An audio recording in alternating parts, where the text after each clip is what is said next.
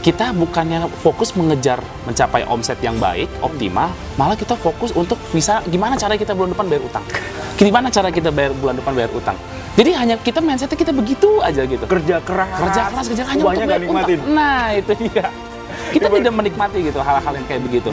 Kita saya melihat kondisi dari psikologisnya bapak dan ibu gitu ketika dengan mindset seperti itu kita akhirnya saya mengambil kesimpulan, apakah kita akan berkembang dengan kita seperti ini kayak gitu, apakah kita akan lebih maju perusahaan kita dengan kita mindset kita seperti ini terus.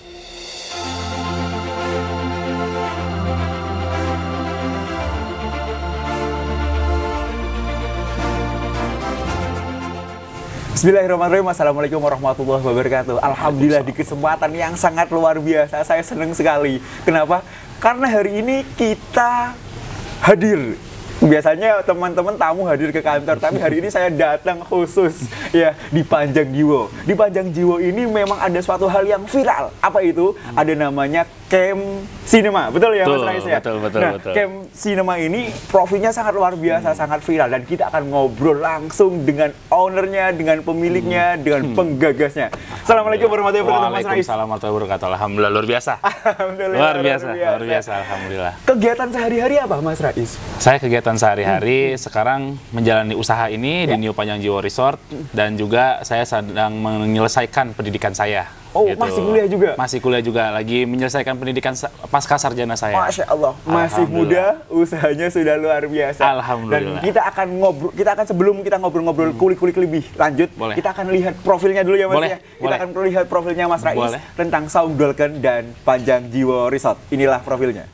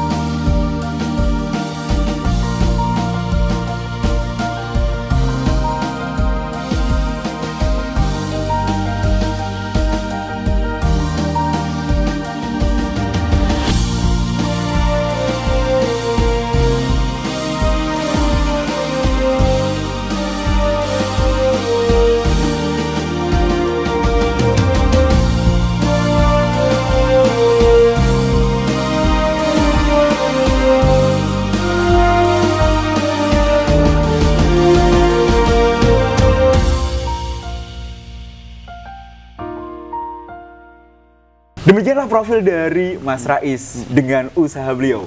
Dan usut punya usut, sebenarnya Mas Rais dan keluarga sebenarnya punya hutang ya, betul ya Mas Rais ya? Cukup dan besar insya lumayan. Allah semoga kita doakan bersama hutang beliau yang miliaran, puluhan miliar. Amin. Insya Allah selesai. Insya Allah, tidak sampai 1 tahun ya Mas amin, ya? insya Allah target saya tidak sampai 1 tahun. Mas Rais, tanpa panjang-panjang, apa yang membuat keluarga Mas Rais gitu ya, itu kok bisa sampai memiliki utang yang miliaran Mas Rais? Intinya sih dulu keluarga saya sebenarnya terjebak lah dalam rantai bank ini gitu. Saya pun pribadi di luar apapun hal-hal yang berkaitan dengan dunia lah gitu. Saya berpikir gitu. Jadi setelah saya tahu ketika keputusan orang tua saya untuk mengambil Panjang Jiwo ini gitu dengan cukup banyak pertimbangan hingga kami akhirnya kenal lah dengan bank atau akhirnya kita dengan terpaksa yang harus dengan meminjam uang yang cukup besar untuk bisa membackup perusahaan ini. Itu sih awal mulanya seperti itu. Oke. Kalau boleh tahu jumlahnya Mas, dalam tanda kutip kita pingin bukan dalam rangka riya ya Mas ya, tapi dalam rangka ibroh. Insya Allah teman-teman dari Aceh sampai Papua mendoakan. Insya Allah, amin. Segera prosesnya cepat selesai gitu ya. Amin. Monggo Mas Rais. Untuk pinjamannya sendiri kita waktu itu untuk di itu hampir 11 miliar. Oke. Di bank 11 miliar. Lalu ada pinjaman juga di beberapa bank-bank lain, abang-abang lain itu ada sekitar 2,5 miliar, ada juga yang 2 miliar, dan pokoknya total keseluruhan itu dari bank itu sekitar 20 miliar. 20 miliar? 20 miliar. Total semuanya total keseluruhan. Baik. Apa yang dilakukan sekarang dalam rangka proses penyelesaian itu Mas Rais? Kita sekarang untuk penyelesaiannya sendiri, yang pertama Alhamdulillah kita sudah berkunjung ke ke bank ini untuk kita bicarakan baik-baik gitu. Bagaimana penyelesaiannya, bagaimana solusi dari bank sendiri untuk kita. Dan alhamdulillah sih gitu. Kita berdoa juga pada Allah gitu ya, dengan semua usaha kita, bank akhirnya memberikan restrukturisasi lagi gitu kepada kami dan mempermudah semua urusan kami, dan dia juga tidak yang dalam tanda kutip memaksa atau dia tidak ada sampai yang turun di kolektor dan segala macamnya seperti itu. Jadi dengan baik-baik kita sendiri turun gitu. Seperti itu. Alhamdulillah banget Mas. Mas Rais sama keluarga ya.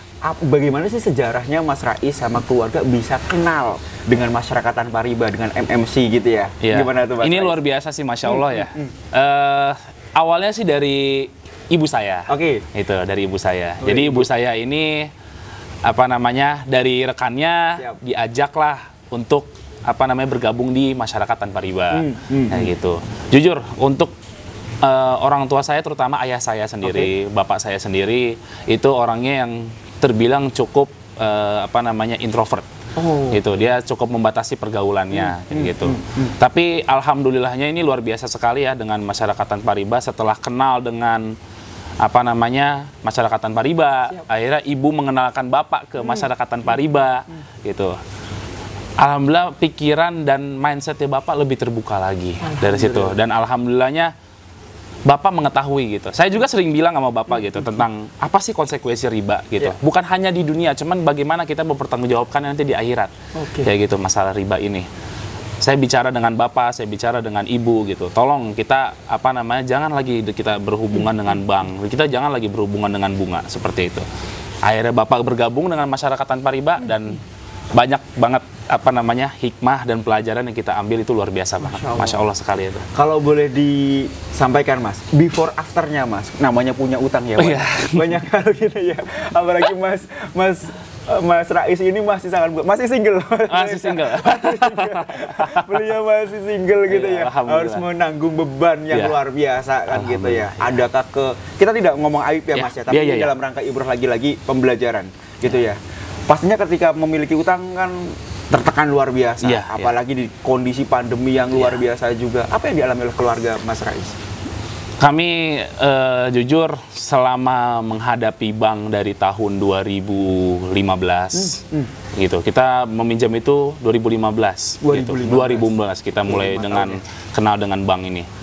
Kami pribadi benar-benar saya jujur baca buku dari yang kesalahan pahaman tentang buku merah MTR. Saya baca buku merah MTR, saya baca semua kayak gitu. Saya lihat ternyata yang dialami ketika kita 5 tahun ini itu semua tertuang di situ. Jadi saya sampai heran kayak kok ini saya seperti ngaca.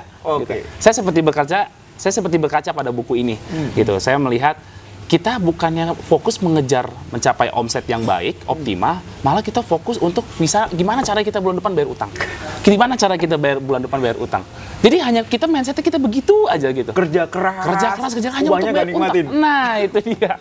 Kita tidak menikmati gitu hal-hal yang kayak begitu. Kita saya melihat kondisi dari psikologisnya bapak dan ibu gitu ketika dengan mindset seperti itu kita akhirnya saya mengambil kesimpulan apakah kita akan berkembang dengan kita seperti ini kayak gitu, apakah kita akan lebih maju perusahaan kita dengan kita mindset kita seperti ini terus kayak begitu. Kami benar-benar di luar ekspektasi lah ketika kita mengenal MTR. Ternyata sebenarnya riba ini bukan solusi untuk semua masyarakat yang ketika butuh permodalan, ketika butuh investasi gitu, untuk dia membangun usahanya, itu bukan suatu solusi menurut saya kayak gitu. Tapi ketika saya kenal dengan masyarakat tanpa riba, alhamdulillah kemarin juga saya baru mengikuti seminar kegiatannya baru saya mengikuti gitu. Itu luar biasa sih ya. Saya maksudnya apa yang saya kerjakan selama ini, kalau saya hanya mengerjakan fokus kepada seperti itu, maksudnya kita hanya memfokuskan diri kita pada hutang saja. Ya kita kapan mau berkembang? Kapan kita mau mengekspansikan bisnis kita? Kapan kita mau ekspansikan perusahaan kita?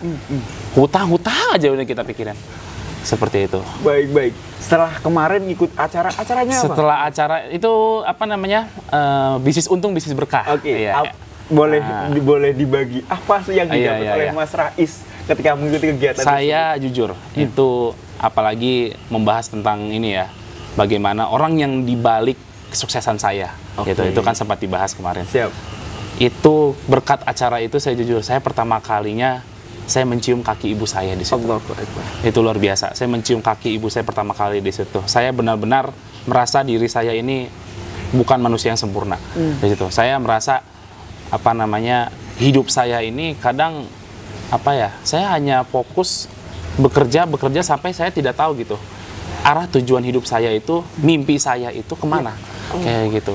Akhirnya dibahas lah di seminar kemarin tentang bagaimana cara kita mencapai goals kita, membuat mimpi kita gitu. Dan kita belajar di situ bagaimana cara kita bersikap atau bagaimana cara kita menghadapi sesuatu yang ini tuh tantangannya berat gitu. Tapi sebenarnya jangan sampai dibawa pusing lah kayak gitu. Intinya saya tangkap di situ dan saya alhamdulillah merealisasikannya sekarang hati lebih tenang setelah itu. Luar biasa ya. Masya Allah. Itu luar biasa sekali. Setelah ikut acara dan memang terpompa luar biasa. Iya, luar biasa. Yang kita akan ngobrol lebih dekat tentang yang sedang viral. Iya, boleh. Dan insya Allah dengan adanya program-program yang luar biasa dari Panjang Jiwo ini insya Allah kita doain bersama. Amin. Sampai 1 tahun, Nas. Amin, insya Allah. 20 miliar selesai ya. Insya Allah, amin. Sebelum setahun, amin. Semoga beres. Programnya sangat viral, Mas, di Panjang Jiwo ini. Karena ini konsepnya adalah restoran sebenarnya atau ini penginapan? Basicnya restoran, basicnya juga penginapan biasa, basicnya gitu. Kita emang destinasi wisata yang lebih menjual itu adalah pemancingannya sendiri. Kayak gitu. Pemancingan sendiri. Dan tamu kita tuh alhamdulillah bukan hanya dari Bogor saja, hampir dari seluruh Indonesia. Seluruh Indonesia yang datang. Karena saya setiap kali datang berkunjung ke sini, saya itu menanyakan survei ke beberapa tamu. Bapaknya dari mana, ibunya dari mana gitu. Jadi dari berbagai daerah pun alhamdulillah gitu, brandingnya Panjang Jiwo ini udah bisa di mana-mana. Allahu Akbar, luar biasa sekali.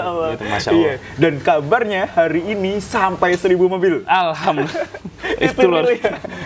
Alhamdulillah. Saudara semuanya, pemirsa semuanya, hari ini Panjang Jiwo tamunya sampai 1000 mobil. Artinya, walaupun tetap harus menjaga protokol kesehatan, betul. Harus tetap menjaga kenyamanan. Betul, untuk kenyamanan mereka, untuk kesehatan mereka juga. Gitu.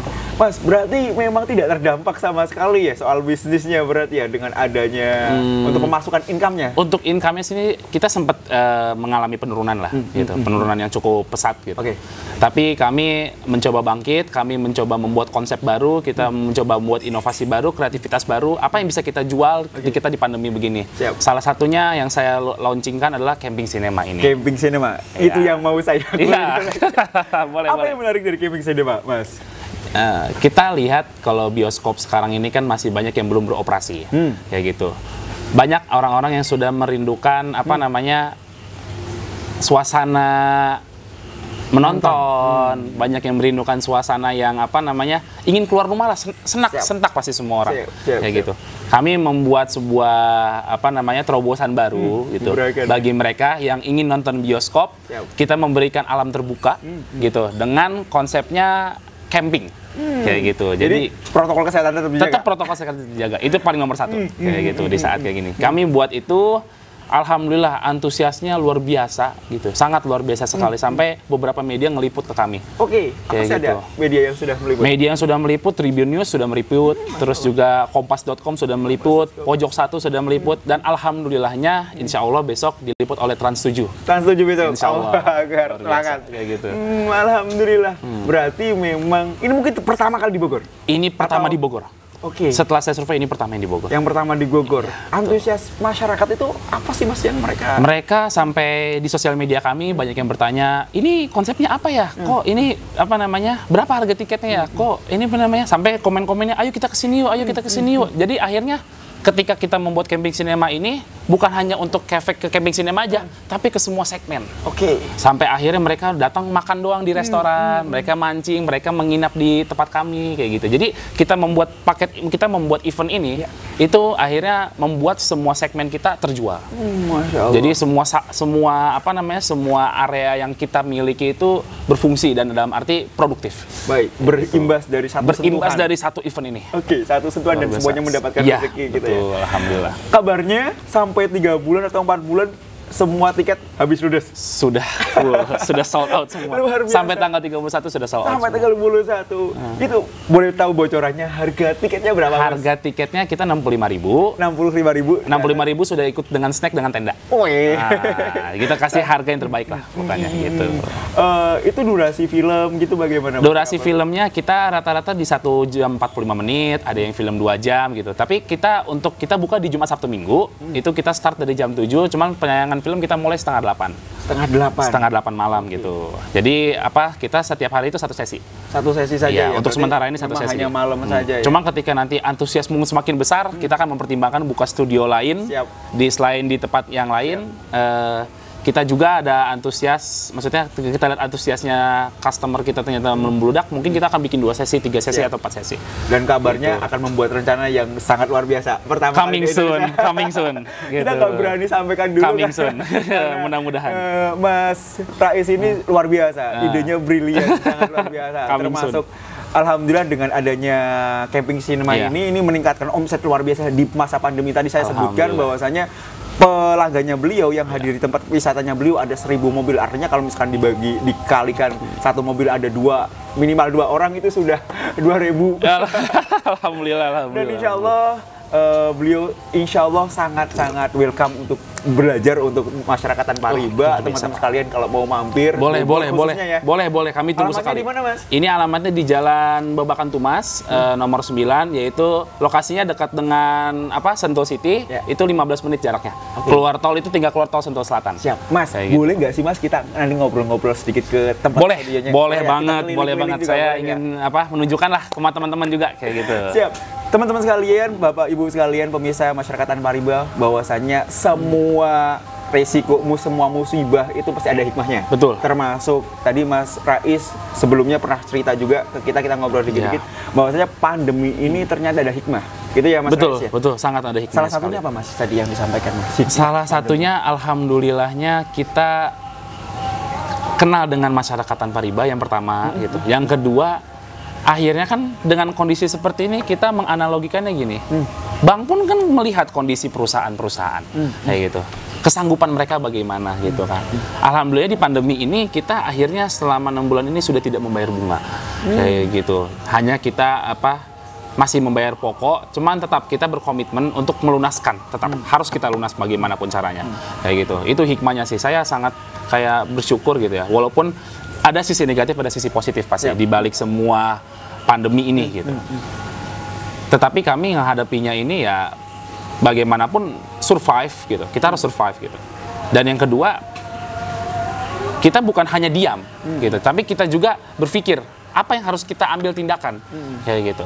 Jadi tindakan-tindakan yang kami lakukan ini salah satunya membuat terobosan baru, kita membuat sebuah konsep baru yang dimana ini bisa menjadi daya selling kita gitu di perusahaan kami kayak gitu.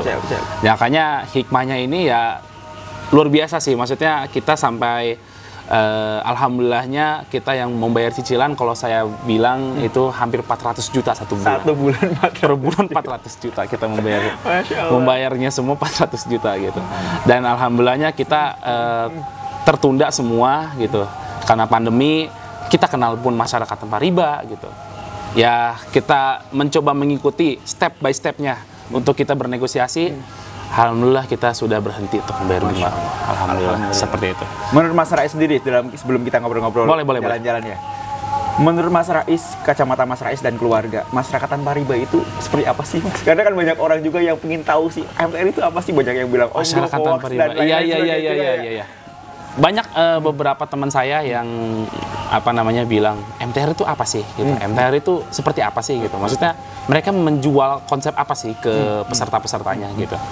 Saya pun bicara dengan ibu, saya pun jujur gitu, kayak saya nggak nyangka gitu ternyata MTR ini alhamdulillah bisa mengubah mindset bapak saya. Saya sampai heran begitu, kayak saya sampai bingung, kayak alhamdulillah jadi sikap dan sifatnya mulai berubah gitu. Mohon maaf, punten, apa salah satunya? Boleh. Dulu biasanya kan kalau bapak ibu ini cukup temperamental gitu. Tapi ketika kenal mereka tahu sebenarnya dengan sifat seperti itu tidak menyelesaikan masalah gitu. Akhirnya sekarang lebih tenang, sekarang lebih lebih rileks dalam menghadapi suatu masalah. Tidak selalu masalah itu diselesaikan dengan emosi gitu. Bisa meredakan lagi lah. Hal-hal seperti itu luar biasa sih. Jadi saya melihat benar-benar perubahan yang sangat signifikan sekali. Treatment apa yang dilakukan oleh MTR bisa begitu? Aduh, saya sampai saya sampai juga bingung harus bilang apa ya dengan MTR yang luar biasa ya. Sampai intinya pola pikirnya orang tua saya sendiri itu melihat ternyata di luar sana itu ada yang maksudnya tidak seberuntung kami kayak gitu. Maksudnya kayak saya melihat ya kita menekankan bagaimana cara kita bersyukur gitu. Bukan hanya tentang membayar hutang saja gitu. Gitu. Ketika emang kita mau menghadapi hutang ini, mindset kitanya bulan depan gimana? Bulan depan bagaimana? Bulan depan bagaimana gitu. Itu yang hanya selalu di benak dan di pikiran gitu. Tapi ketika setelah kenal MTR ini dari beberapa sesi yang diikuti luar biasa itu kayak saya sampai melihat kok bapak saya bisa begini. Dan itu real Mas. Itu real. Saya sampai saya hanya bengong kok bapak saya bisa begini. Udah itu aja. Saya sampai nggak bisa bilang apa-apa. Saya doakan sukses terus. Amin. Boleh. Kayak sinemanya. Boleh. Oke, kita lanjut. Ini dia, kita diajak langsung sama Mas Rais luar biasa hadir di tempatnya. Ini dia. Ini Camping Cinema. Oke. Camping Cinema. Ini viral banget di media sosial dan diliput berbagai media top nasional Indonesia. Alhamdulillah. Dan ini sosok di balik semuanya. Mas Rais kok kepikiran bisa bikin begini gimana? Ya, jadi intinya sih kita menjual konsep itu ke ke customer kita bahwa sebenarnya lagi pandemi seperti ini kan kita sebenarnya bisa refreshing gitu. Akhirnya saya membuat Camping Cinema ini kita jual semua dengan konsep yang alam gitu, dengan natural seperti ini gitu. Kita buat suasananya yang lebih rileks dan lebih santai. Kita jual ke customer kita juga dan alhamdulillah ketika mereka tahu kok ada ya gitu tenda, kita nonton dengan suasana bioskop gitu. Tenda tapi bioskop. Iya gitu, tenda dengan suasana bioskop kayak gitu. Baik. Mas, ini ada berapa tenda semuanya? Ini total semua keseluruhan ada 17 tenda. 17 tenda? Ada 17 tenda Satu semua. Tenda berapa? Satu tenda itu kapasitas maksimal 5 orang. Masya Allah, mereka berarti keluarga-keluarga gitu ya? Iya, itu rata-rata ada yang keluarga, rata-rata ada yang bersama teman-temannya, dengan kawan-kawannya kayak gitu. Tapi sayang sekali sampai tanggal 31 sudah sold out. Sudah buru segera datang ya kan bisa ngobrol-ngobrol. Tapi Januari kita ada lagi. Januari ada lagi kita gitu. Jadi nggak perlu khawatir misalnya tiket habis, kita Januari masih ada. Masih ada penayangan. Ya ditampilkan apa Mas? Biasanya film-film. Film-filmnya sih kita kebanyakan film-film Hollywood gitu. Film-film yang kita reborn gitu. Film-film lama kita setel lagi di sini. Terus juga ada contoh filmnya kayak The Maze Runner misalnya. Ada film-film juga film-film anak-anak atau kayak Toy Story semacamnya kayak gitu. Film-film yang pernah hits pasti. Iya, yang pernah hits pastinya gitu. Dan mereka nggak mempermasalahkan film sih. Jadi kayak segala apapun mereka kayak enjoy banget di sini. Mungkin lebih dapat suasana. Lebih dapat suasana. Kangennya ya. Betul. Apalagi sekarang pandemi. Ini karena ini tetap jaga protokol kesehatan. Tetap kita jaga protokol kesehatan. Kita kasih jarak semua setiap tempatnya kayak gitu. Sebenarnya kita akan ngobrol itu kalau saya pinginnya ngobrol lebih banyak. Iya, betul. Ya. Tapi ini berhubung waktu. Ya, sebentar lagi akan dimulai filmnya. Mohon maaf. Jadi kalau teman-teman mau ngikutin langsung saja, mau ketemu Mas Rais juga bisa juga. Boleh Nanti banget. di deskripsi ada juga ya. Boleh. Kegiatan-kegiatannya ya. Ya, Kita boleh. stop dulu. Mohon maaf sebesar-besarnya. Kita doakan bersama. Ya. Mas Rais dan keluarga hutang semuanya bisa lunas. Amin. Yang miliaran kita lunas mana? Amin, insya Allah. Usahanya semakin sukses. Amin, terima kasih Insya banyak. Allah, Terima kasih. rencana menikah tahun depan atau bisa lancar. Semoga secepatnya. Insya Allah. Baik, Gitu. demikianlah kita baca istighfar 3 kali. Astagfirullahaladzim. Baca alhamdulillah 3 kali. Alhamdulillahirabbil alamin. Baca doa kafaratul majlis. Subhanakallahumma wa bihamdika asyhadu an la ilaha illa anta astaghfiruka wa atubu ilaik. Amin. Semoga ini bisa bermanfaat. Walahul muwaffiq ila aqwamit thariq. Assalamualaikum warahmatullahi wabarakatuh. Waalaikumsalam warahmatullahi wabarakatuh.